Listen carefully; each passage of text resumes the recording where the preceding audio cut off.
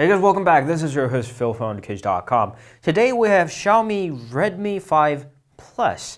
Xiaomi never had a Plus lineup for their Redmi series. They had the Redmi Note instead, but this time they have Redmi 5 and Redmi 5 Plus. What happened to the Redmi Note 5? I don't know. Maybe they're going to launch it later. So this is the phone, and this obviously is bigger than the vanilla 5, ranging at 5.99 inches of Full HD Plus panel. Full HD Plus meaning that it's got the trendy tall display. Let me show you just in a second. Underneath the packaging is the free case, a free plastic case. Not exactly spectacular, but it's always good to have a protection instantly right after you purchase your phone, especially for the phones like this that do not exactly come with loads of cases right after its launch. And underneath that is the handset itself. This is in blue. It comes in two different configurations, 3GB of RAM with 32GB of storage, or 4GB of RAM with 64GB of storage, which is exactly what I got for this unit. And here is the little manual written in Chinese. And even underneath that is a micro USB cable. No, the phone doesn't come with the USB Type-C standard.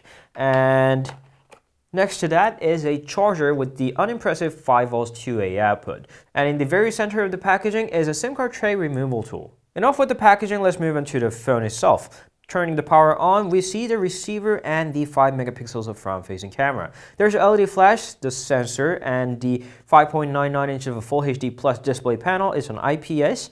And on the right-hand side, there's a power key, volume rocker, the infrared port for the remote controller, and the earphone jack along with the secondary microphone.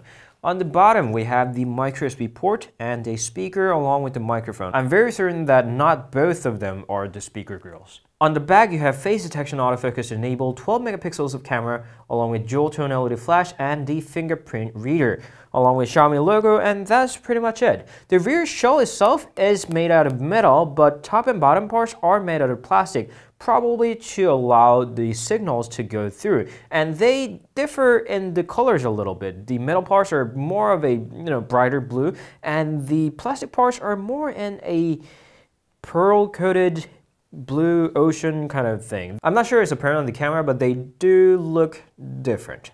And now the phone is booted up, let's go through the setup processes. There really aren't many things to tap on the Xiaomi MIUI setups, especially on the Chinese versions like this without the Google services installed. So I'm just going to pass that, skip, tap, and let me actually disable some of that.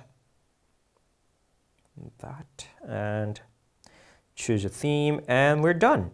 And here we are at the MIUI 9's main launcher. This is the home screen, and as usual, they line up all the icons on the home screen without the app drawer button, so that's something that you'll have to install a third-party launcher to fix with. This one is based on Android 7.1.2 with 64GB of storage and Snapdragon 625.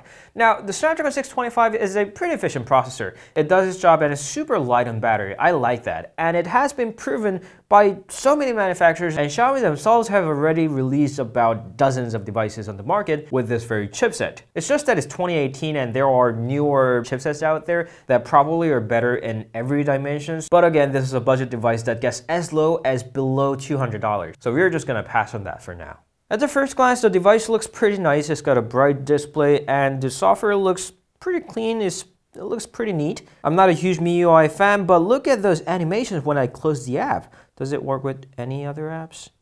Yeah, there are little animations when opening and closing the app. That's a cool little touch that they did right there. I'll be using the Redmi 5 Plus for the next couple of days. We'll get back with the review very soon, how it performs in real life, what kind of photos it takes, how long the battery lasts, and we'll be back with the review very soon. Thank you always for watching. If you have any questions, please do leave them down in the comments. You can always meet us on Instagram, Facebook, Twitter, and Google+. We'll see you guys later. Ciao.